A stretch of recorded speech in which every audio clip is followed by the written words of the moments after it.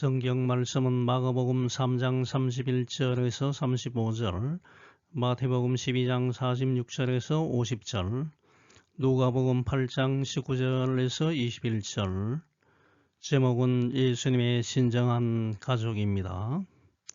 마가복음 3장 31절. 그때 예수의 어머니와 동생들이 와서 밖에 서서 사람을 보내어 예수를 부르니 무리가 예수를 들러 앉았다가 여쭤오되 보소서, 당신의 어머니와 동생들과 너희들이 밖에서 찾나이다. 대답하시되 누가 내 어머니이며 동생들이냐 하시고 둘러 앉은 자들을 보시며 이르시되 내 어머니와 내 동생들을 보라. 누구든지 하나님의 뜻대로 행하는 자가 내 형제요 자매요 어머니이니라.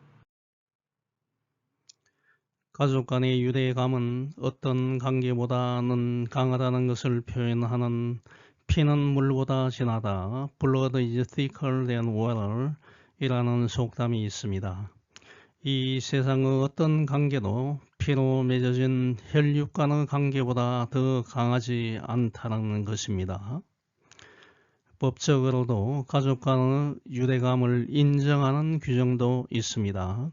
대한민국 형법 제151절 보면 범인 은닉, 타인의 물건이나 범죄인을 감춰주는 행위와 친족 간의 특례에 관한 처벌 규정이 있습니다.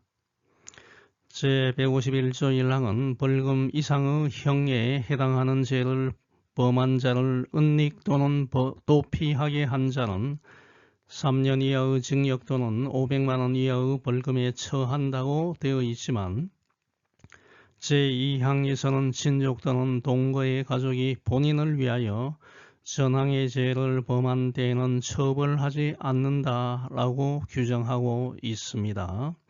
즉, 벌금 이상의 형에 해당하는 죄를 범한 자를 은닉 또는 도피하게 하는 것은 법인 은닉죄에 해당하지만 혈육으로 맺어진 가족을 위하여 은닉 혹은 도피하게 한 죄를 범하여도 처벌하지 못한다는 것입니다. 또 형법 제155조는 증거인멸 등과 친족 간의 특례 규정입니다. 제1항을 보면 타인의 형사사건 또는 징계사건에 관한 증거를 인멸, 은닉, 위조 또는 변조하거나 위조 또는 변조한 증거를 사용한 자는 5년 이하의 징역 또는 700만원 이하의 벌금에 처한다.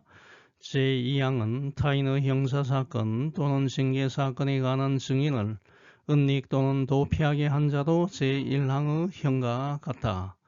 제3항은 피고인, 피의자 또는 징계 혐의자를 모해할 목적으로 전 2항의 죄를 범죄한 자는 10년 이하의 징역에 처한다 라고 되어 있는데 마지막 제4항에는 친족 또는 동거의 가족이 본인을 위하여 본조의 죄를 범한 때에는 처벌하지 아니한다 라고 규정되어 있습니다. 즉, 죄를 범한 가족에 관한 증거를 은닉하거나 혹은 도피하게 해도 처벌하지 않는다는 것입니다.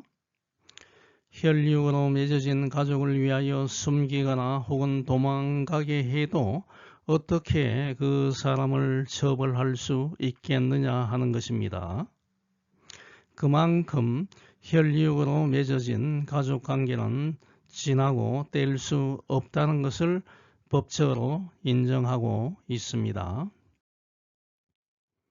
예수님은 2차 갈릴리 지방 사역을 시작하시면서 먼저 산에 올라서 12제자를 임명하셨고 하산하셔서 식사도 걸러가면서 밀려드는 많은 병자를 고치시고 귀신 들린 사람들에게서 귀신을 쫓아내시고 고쳐주셨습니다.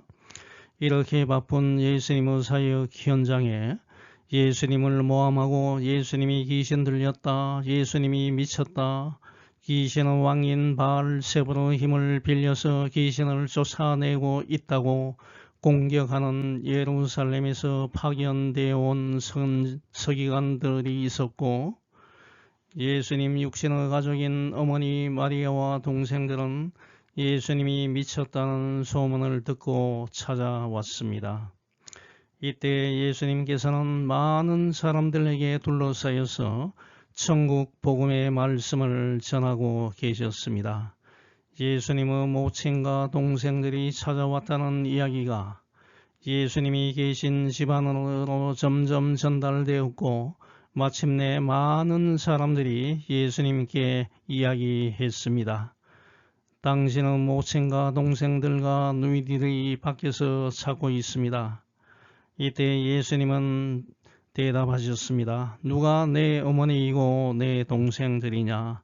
누구든지 하나님의 뜻대로 행하는 자가 내 형제요 자매요 어머니이다 라고 말씀하셨습니다. 이 말씀이 예수님께서 부모, 형제 간의 육신적, 혈연적인 가족 관계를 부정하신 말입니까? 절대 그렇지 않습니다. 예수님은 새로운 영적 가족 관계의 개념을 말씀하신 것입니다. 예수님께서는 혈연 관계도 중요하지만 그것보다 더 중요한 것은 영적 관계임을 강조하셨습니다.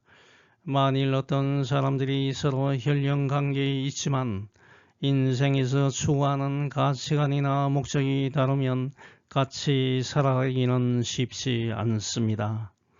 나는 내 자신보다는 하나님의 영광을 우선적으로 추구하는 데 반하여 다른 가족은 이 땅에서 돈 많이 벌고 잘 살고 자신의 이익을 앞세울 수 있습니다. 나는 귀중한 자산을 하늘에 쌓아두려고 하는데 다른 가족은 이 땅에서 쾌락을 누리고 재산을 쌓고 이 세상의 삶이 전부라고 생각한다면 같이 조화롭게 살아가는 것은 불가능합니다. 빛과 어두움이 같이 공존할 수 없듯이 아무리 혈연적으로 맺은 가족이라 할지라도 추구하고 생활하는 방식이 다르면 상당한 갈등이 생기고 진정한 의미에서 가족이라고 말할 수 없습니다. 오늘 본문 말씀은 공간복음서에 모두 나오고 있습니다. 마가복음 3장 31절에서 35절, 마태복음 12장 46절에서 50절, 누가복음 8장 19절에서 21절에 기록되어 있습니다. 본문 말씀을 통하여 하나님 나라의 가족 개념을 이해하고 이것을 실천하고자 작정하는 시간이 되면 좋겠습니다. 첫 번째, 진실된 그리스도인은 영적 안목을 가져야 합니다. 마태복음 12장 46절 47절 보면 예수님께서 많은 사람들에게 말씀하고 계실 때 예수님의 어머니와 동생들이 예수님께 말을 하려고 찾아왔다고 말하고 있습니다. 예수께서 무리에게 말씀하실 때 그의 어머니와 동생들이 예수께 말하려고 밖에 섰다고 기록하고 있습니다. 예수님의 가족들이 예수님의 사역 현장을 찾아온 목적은 마가복음 3장 21절에 나오듯이 예수님이 미치셨다는 소문을 듣고 예수님을 붙잡아서 자신들의 고향인 갈릴리 나사렛으로 데리고 가기 위해서입니다. 예수의 친족들이 듣고 그를 붙들러 나오니 이는 그가 미쳤다 함일러라 라고 말하고 있습니다. 그동안 예수님의 가족들은 예수님을 메시아로 믿지 못했고 예수님에 대한 걱정으로 가득 차 있었습니다. 마가복음 3장을 보면 안식일에 예수님께서 회당에 들어가셔서 한쪽 손이 오그라든 사람에게 일어나서 앞으로 나오라고 하시고 이 광경을 지켜보고 있는 그 사람의 병을 고치면 고발하려는 사람들에게 예수님께서 안식일에 선을 행하는 것과 악을 행하는 것, 생명을 구하는 것과 죽이는 것 중에서 어느 것이 옳으냐라고 질문하시자 아무런 대답이 없었고 그 사람들은 고집스러운 마음을 슬퍼하시고 예수님께서는 손이 오그라든 사람에게 손을 내밀라 하시니 그 사람이 손을 내밀자 오그라든 그의 손을 완전히 치유해 주셨습니다. 이것을 본 바리새파 사람들은 급히 나가서 헤롯 당원들과 만나 예수님을 죽일 방법을 의논하였습니다. 예수님은 많은 사람들은 온갖 병을 고쳐주셨고 병으로 고생하는 사람들은 예수님을 만지려고 마구 밀면서 접근하였으며 더러운 귀신 들린 사람들도 예수님을 보기만 하면 엎드려 당신은 하나님의 아들이십니다 라고 소리쳤고 예수님께서 가시는 곳마다 많은 사람들이 몰려와 예수님 일행은 식사할 시간도 없었는데 예수님의 가족은 예수님이 미쳤다는 소문을 듣고 붙잡아서 가기 위하여 예수님 사역의 현장을 찾아온 것입니다.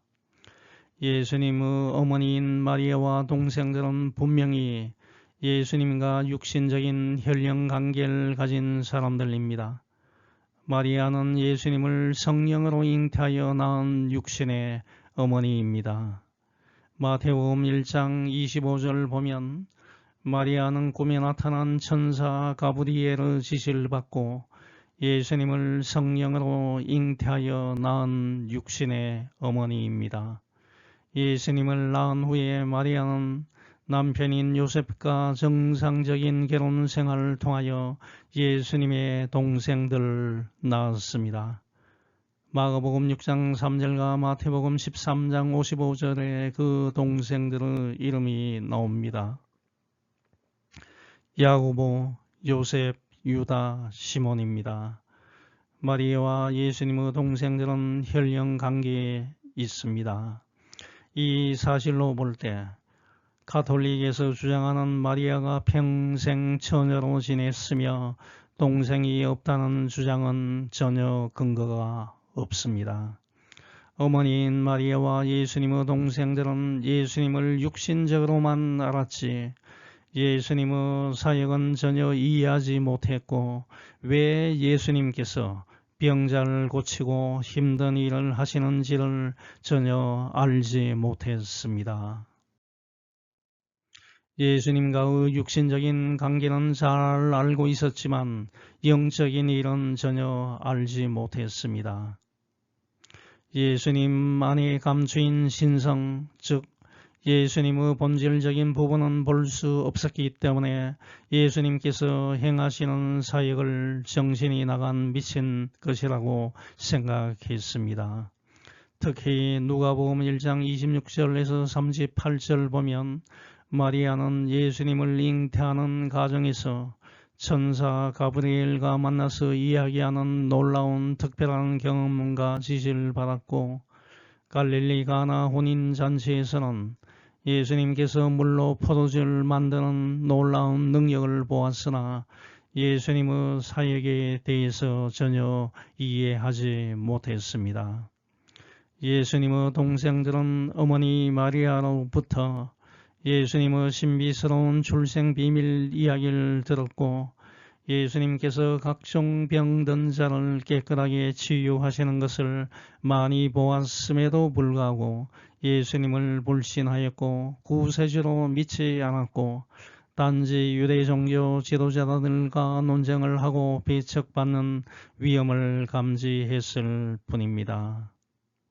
이것을 볼 때 육신에 속한 사람들은 하늘의 진리, 즉 영적인 것을 알지 못함을 알 수가 있습니다.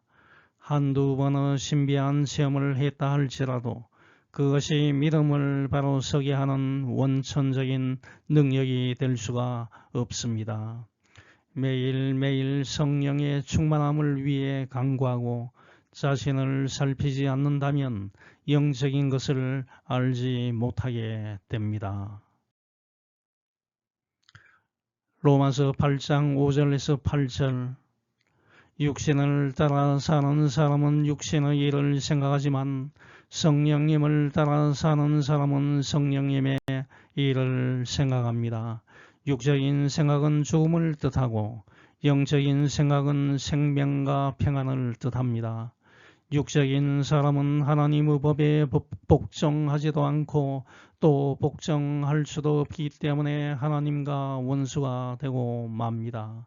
육신의 지배를 받는 사람은 하나님을 기쁘시게 할 수 없습니다. 라고 말하고 있습니다. 여러분은 눈에 보이는 육적인 것만 믿겠습니까? 이 세상에는 눈에 보이는 것보다 보이지 않는 것이 더 많습니다. 즉 사람의 눈이 보는 데에는 한계가 있습니다.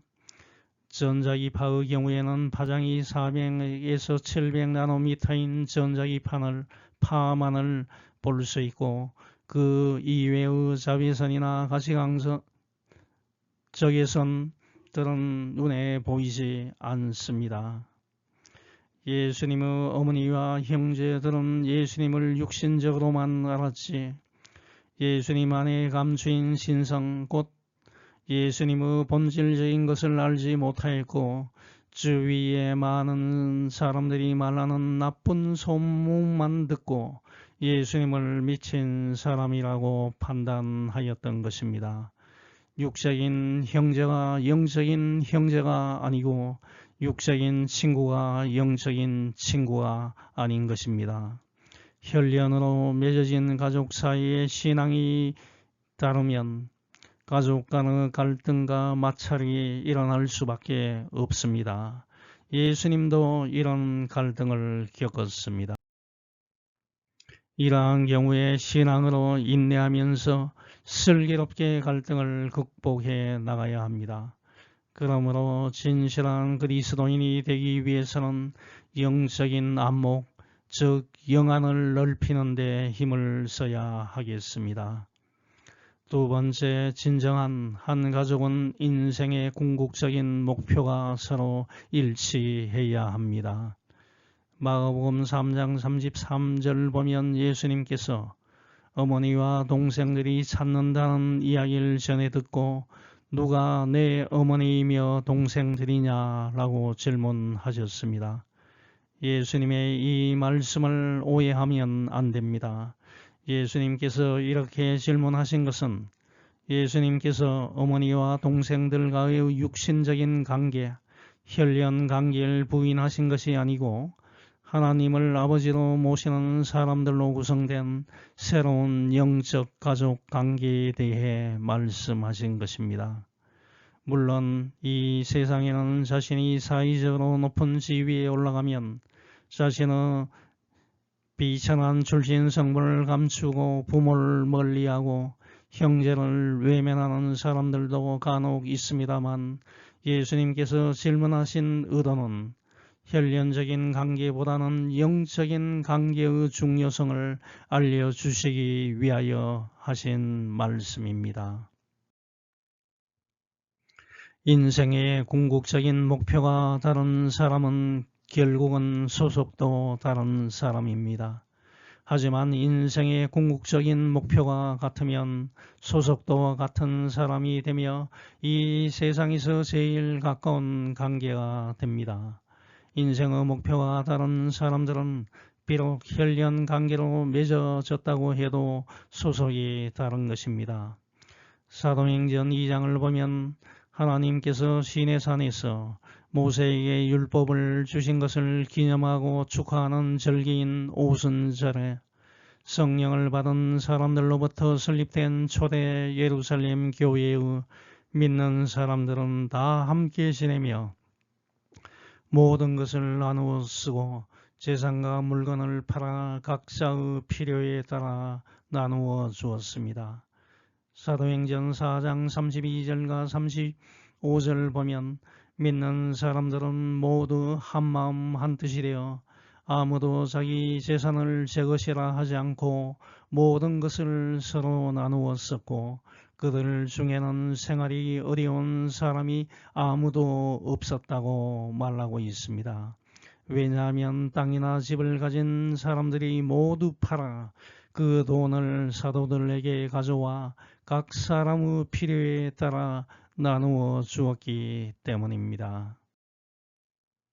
이렇게 초대 예루살렘 교회 사람들은 혈연 관계에 있는 사람들이 아니었지만 이상적인 가족 공동체를 형성하고 있었습니다.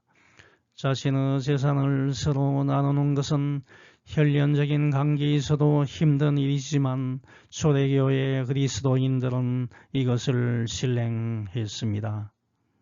이것이 가능한 것은 초대교회 그리스도인들은 예수 그리스도께 속한 동일한 목표를 가지고 있었기 때문이었습니다.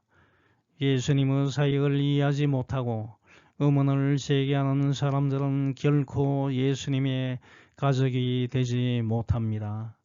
빛과 어두움이 양립할 수 없는 것 같이 아무리 혈연 관계에 있어도 인생의 목표가 다르면 진정한 한 가족이 될 수 없습니다.